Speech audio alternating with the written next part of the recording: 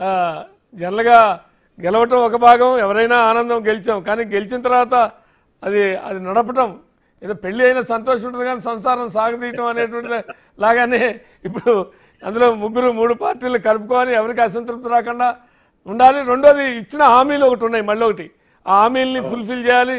ఇప్పటికే రాష్ట్రం అప్పుల పాలైంది అనేటువంటిది పదే పదే ప్రతి సభలో చెప్పున్నటువంటి పరిస్థితి కూడా ఒకటి ఉంది. కాబట్టి ఈ కాంటెస్ట్ అన్నిటికన్నా ముఖ్యం రాజధాని అనేటువంటిది చాలా ఇంపార్టెంట్ ఇష్యూగా ముందుకుంది. ఎందుకంటే రాజధాని మీద ఎక్స్పెక్టేషన్స్, ఎందుకంటే ఇప్పటిదాకా ఆంధ్రప్రదేశ్కి అసలు రాజధాని లేదు అనే చర్చ, 3 రాజధానులు అన్నారు, ఎక్కడా కూడా అది దానికి సంబంధించిన ఒక అడుగు పడలేదు అనేటువంటిది కూడా ఉంది.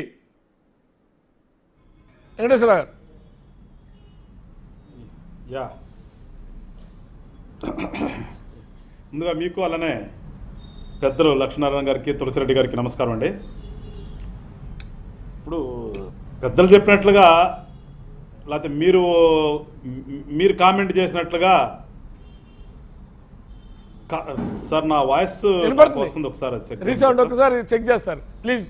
నా మళ్ళా నాకు వస్తుంది. యా, మీరు అన్నట్టుగా ఏదేమైనప్పటికీ కూడా ఈ కూటమి అనేది ఒక ఆశయంతో ఏర్పడినటువంటి కూటమి అండి. ఇక్కడ ఆంధ్ర రాష్ట్రంలో ఒక ఆలోచనతో ఏర్పడినటువంటి కూటమి కనుక ఇదంటారే మనసుంటే మార్గం ఉంటుంది అన్నట్టుగా, లేదంటే ఇష్టమైనట్టు తిట్టినా కానీ అది తిట్టులాగా ఉండదు, పొగడతలాగా ఉంటుంది అన్న సామెతలు చెప్పినట్టుగా పెద్దలు ఖచ్చితంగా అండి ఇక్కడ మేము అది అధిగమిస్తామనే నమ్మకం మాకుంది.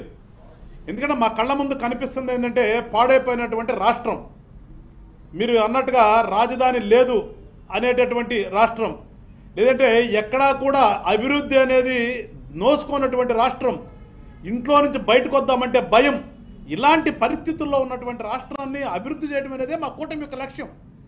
సో ఇలాంటప్పుడు మాకు ఈ పంచుకోవటాలు మీరు అన్నట్టుగా లేకపోతే శాఖలు కానీ ఎన్ని మంత్రి పదవులు అనేది కానీ పెద్ద విషయం అని నేనైతే అనుకోవట్లేదు. అవన్నీ కూడా మా నాయకులు అధిగమిస్తారనే ఒక ఆశతో అయితే నేనున్నాను. ఖచ్చితంగా ఆ ఆశయంతో ముందుకెళ్తాము. మళ్ళా చెప్తున్నానండి, మాకు కనిపిస్తున్నది ఏంటంటే త్వరితగతిన రాజధానిని నిర్మించాలి, త్వరితగతిన పోలవరాన్ని నిర్మించాలి, చాలా త్వరితగతిన ఈ రాష్ట్రంలో పాడైపోయినటువంటి రోడ్లన్నింటినీ వీలైనంతవరకు మంచిగా, ఎందుకంటే ప్రజలు ఒక టౌన్కి వచ్చి మళ్ళీ వాళ్ళు ఊరు వెళ్ళాలంటే వెళ్ళలేని పరిస్థితి ఉంది వాళ్ళ, అవన్నీ సరిచేయాలి. ఎట్ ద సేమ్ టైము ఈ ఇస్తానన్నటువంటి మీరు అన్నటువంటి హామీలు ఏవైతే ఉన్నాయో ఈ హామీల్ని నెరవేరుస్తూ ఈ అప్పులు అయిపోయినటువంటి రాష్ట్రాన్ని మళ్ళా కూడా ఎక్కించాలంటే ఖచ్చితంగా, అందుకని మేము కేంద్ర ప్రభుత్వంలో ఉన్నటువంటి పార్టీతో సఖ్యత పెట్టుకున్నాం. ఇవాళ ఖచ్చితంగా కేంద్ర ప్రభుత్వం నుంచి మాకు సహకారం ఉంటుంది అనేది ఒక ఆలోచన అయితే ఉంది, ఒక ఆశ కూడా ఉంది. చేసి తీరారు వాళ్ళు కూడా, ఎందుకంటే చెప్తున్నారు ప్రతిసారి ఫెడరల్ సిస్టంలో చేస్తారని. ఎస్, ఇప్పుడు కూడా మేమంతే, ఏదో కూటమిలో ఉన్నామనే దానికంటే కూడా ఫెడరల్ వ్యవస్థలో ఎక్కడైతే ఇబ్బందులు ఉన్నాయో ఇబ్బంది పడుతున్న వాళ్ళు ఆదుకోవాల్సిన పరిస్థితి ఉంటుంది కదా. ఆ విధంగా ఫండ్స్ వస్తాయనే ఆశ కూడా మాకుంది. మేము కోరుకున్నటువంటి ఫండ్స్ వస్తాయనే ఆశ ఉంది.